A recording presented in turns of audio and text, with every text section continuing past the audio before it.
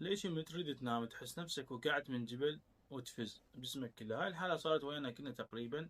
بالعراق نسميها الفزة، بس طبيا اسمها النفضة النومية هيبنيك جيرك. لا هي جني ولا هي حلم مرعب، السالفة كلها سوء تفاهم بسيط جاي يصير براسك بهاي اللحظة. تخيل دماغك مثل السيطرة، ومن تريد تنام تصير هاي الخربطة. من تبدأ تنعس عضلاتك تسترخي بسرعة، ونبضك ونفسك يهدون. الدماغ يشك ان العضلات رخت بسرعة، دماغك تهيأ ان جسمك جاي يسقط سقوط، فيخاف عليك. حتى ينقذك من هذا الموقف يرسل لك نتلة كهربائية قوية للعضلات حتى تعدل نفسها وتلزم توازنها. النتيجة تفز طافر من مكانك، حبالك كنت راح توقع من فوق السطح. شو اللي خلى هاي الحالة تزداد؟ اكو شغلات تخلي اعصابك مشدودة ودماغك يفززك اكثر. المنبهات، كثرة الشاي والقهوة ومشروبات الطاقة خصوصا ورا المغرب، تعب الهواية من تكون ميت تعب ودب جسمك على الفراش، العضلات تسترخي اسرع من اللازم.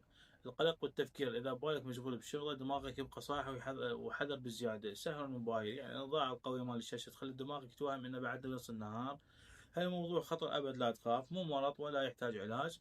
يعني ما لها علاقة لا بالجن لا بالسحر، هي مجرد خربطة بالإشارات العصبية وتعدش. وقت تروح للطبيب إذا كانت هاي الفزة قوية لدرجة تمنعك من تنام يوميا، وإذا كانت وياه دوخة قوية أو ضيق تنفس مستمر. شلون تنام رغد ترتاح من هاي الفزات؟ خفف المنبهات، الشاي والقهوة خليهم بس للصبح والعصر. ثبت وقتك، حاول تنام وتقعد بنفس الوقت حتى دماغك يتعلم عن الروتين. ايش من الموبايل، اترك التليفون قبل نص ساعة من النوم. اهدأ شوي، جرب تتنفس بعمق وهدوء قبل ما تغمض. وسلامتكم، وان شاء الله ما شايفين شر.